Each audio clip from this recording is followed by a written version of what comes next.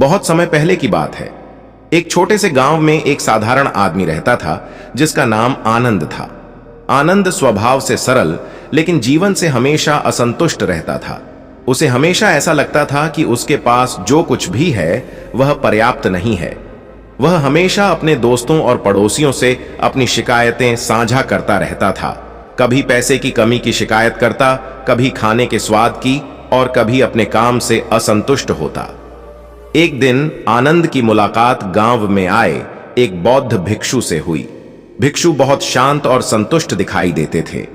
उनका मुखमंडल हमेशा एक हल्की मुस्कान से सजा रहता था। आनंद ने उनसे पूछा, महात्मा, आप हमेशा इतने शांत और संतुष्ट कैसे रहते हैं? मैं तो हमेशा असंतुष्ट और दुखी महसूस करता हूं। मुझे क्या करना चाहिए कि मैं भी खुश रह सकूं?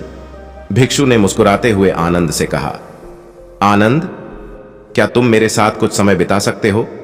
शायद तुम्हें तुम्हारे प्रश्न का उत्तर मिल जाए। आनंद ने सहमति दे दी और अगले दिन भिक्षु के साथ चल पड़ा।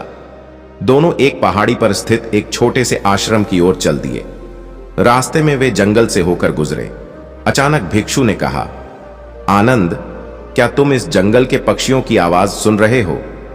आनंद ने थोड़ी देर सुना और कहा, हां, यह बहुत मीठा संगीत है। भिक्षु ने फिर कहा, क्या तुमने कभी इस संगीत पर ध्यान दिया था? आनंद ने सिर हिलाते हुए कहा, नहीं, मैं तो अक्सर इन आवाजों को नजरअंदाज कर देता हूं। भिक्षु ने मुस्कुराते हुए कहा, यही जीवन का पहला पाठ है। जो तुम्हारे आसपास है उसे देखने और सुनने की आदत डालो। अक्सर हम चीजों को नजरअंदाज कर देते हैं और इसलिए हम उन्हें सराह नहीं पाते। आनंद ने यह बात मन में बैठा ली और वह आगे बढ़ता गया। थोड़ी दूर चलने के बाद वे एक नदी किनारे पहुंचे। वहां भिक्षु ने कहा, यहां कुछ देर के लिए बैठो और पानी की बहती धारा को देखो। आनंद ने नदी की धारा को ध्यान से देखा और पाया कि पानी बड़ी शांति से बिना किसी रुकावट के बह रहा है। उसकी सतह पर छोटे छोटे बुलबुले बनते और फिर विलीन हो जाते थे। आनंद को यह दृश्य बहुत ही सुकून देने वाला लगा।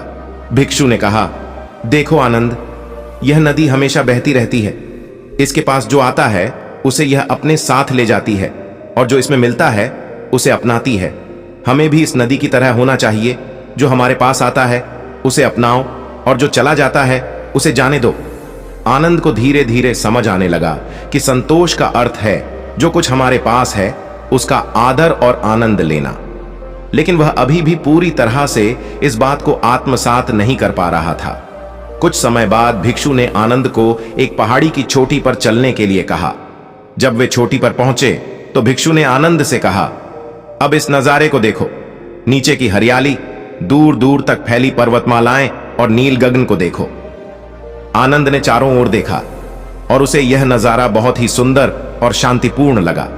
भिक्षु ने कहा, यह सब तुम्हारे आसपास हमेशा था, लेकिन तुमने कभी इसे देखा नहीं क्योंकि तुम्हारा ध्यान हमेशा उन चीजों पर था जो तुम्हारे पास नहीं थी। यही हमारे दुख का कारण है। जब हम जो कुछ हमारे पास है उसकी सराहना करना भूल जाते हैं, तभी असंतोष उत्पन्न होता है।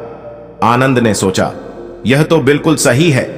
मैं हमेशा उन चीजों की तलाश में रहता हूं जो मेरे पास नहीं है और इसलिए मैं अपने जीवन में कभी भी संतुष्ट नहीं होता।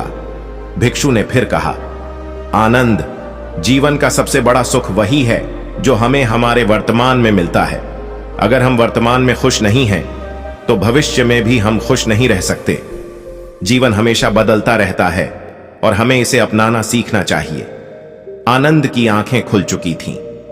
उसने महसूस किया कि असली सुख बाहर की चीजों में नहीं बल्कि अपने भीतर की संतुष्टि में है। अगर हम अपनी स्थिति को स्वीकार कर उसके सकारात्मक पक्ष को देखना सीख लें तो हम हर परिस्थिति में खुश रह सकते हैं। वापस लौटते समय आनंद का मन हल्का हो गया था। उसे अब समझ में आ गया था कि खुशी बाहरी वस्तुओं से नहीं बल्कि आंतरिक संतुष्टि से आती है। उसने भिक्षु को धन्यवाद दिया और उनसे वादा किया कि वह हर परिस्थिति में खुश रहने का प्रयास करेगा। इस कहानी से हमें यह सीखने को मिलता है कि असली खुशी उन चीजों में नहीं है जो हमारे पास नहीं है, बल्कि उन चीजों में है जो हमारे पास पहले से हैं। जब हम जीवन की छोटी छोटी चीजों का आनंद लेना शुरू करते हैं तभी हम असली संतुष्टि और खुशी प्राप्त कर सकते हैं।